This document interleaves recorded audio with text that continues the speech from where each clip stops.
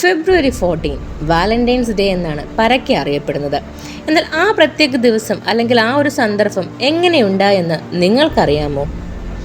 S മീഡിയയുടെ പുതൊരു latest informative interesting വീഡിയോയിലേക്ക് welcome ചെയ്യുകയാണ്. ഫെബ്രുവരി 14 യഥാർത്ഥത്തിൽ ആംഗ്ലിക്കൻ കമ്മ്യൂണിയൻ അതുപോലെ ലൂതറൻ പള്ളികളിൽ ഒരു പെരുന്നാൾ ദിവസമാണ്. എന്നാൽ അത് പിന്നീട് വാലന്റൈൻസ് ഡേ ആയി അറിയപ്പെട്ടു. ഇതിന് കാരണം പുരാതന റോമിലെ ഒരു ഏൻഷ്യൻ സർട്ടൺ സെന്റ് വാലന്റൈൻ ആണ്.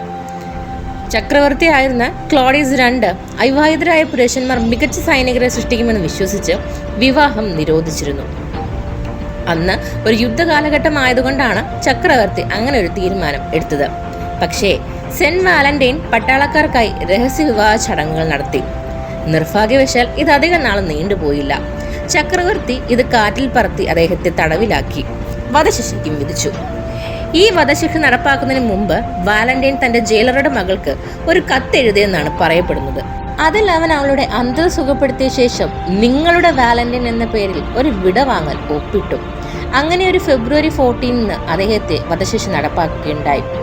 എന്നിരുന്നാലും പിന്നീട് 14-ാം നൂറ്റാണ്ടിൽ വാലന്റൈൻ ഡേ ഗ്രാഫ്രീ ഷോസർ കവിതയുടെ ഒരു റൊമാൻറ്റിക് ദിനമായി മാറി. വാലന്റൈൻസ് ഡേ റൊമാൻറ്റിക് പ്രണയവുമായി ബന്ധപ്പെട്ട ഒരു ദിവസമായി ആദ്യമായി പരാമർശിക്കുന്നത് ദ പാർലമെന്റ് ഓഫ് ഫോൾസിലാണ്. പിന്നീട് 18-ാം നൂറ്റാണ്ടോട് കൂടിയിട്ട് ചോക്ലേറ്റുകളും കാർഡുകളും സമ്മാനങ്ങൾ നൽകുന്നതും കൈമാറുക ചെയ്യുന്നതും ഒക്കെ തന്നെ വളരെ സാധാരണമായി തീർന്നു. ഇന്ന് സെന്റ് വാലന്റൈൻസ് ദിനം ലോകമെമ്പാടും ആഘോഷിക്കപ്പെടുന്നു. ഓരോ വർഷവും അയക്കുന്ന എല്ലാ കാർഡുകളുടെയും 25% വാലന്റൈൻസ് കാർഡുകളാണെന്നാണ് പറയപ്പെടുന്നത്. ഇതാണ് ഫെബ്രുവരി 14 വാലന്റൈൻസ് ഡേയുടെ പിന്നിലെ അറിയപ്പെടുന്ന ചില നാൾവഴികൾ എന്ന് പറയുന്നത്. ഇനിയും ഒരുപാട് കഥകൾ ഫെബ്രുവരി 14 ബന്ധപ്പെട്ട് പറയപ്പെടുന്നുണ്ട് കേട്ടോ. എങ്കിലും ഇതാണ് ഏറ്റവും അറിയപ്പെടുന്ന സ്റ്റോറീസ്.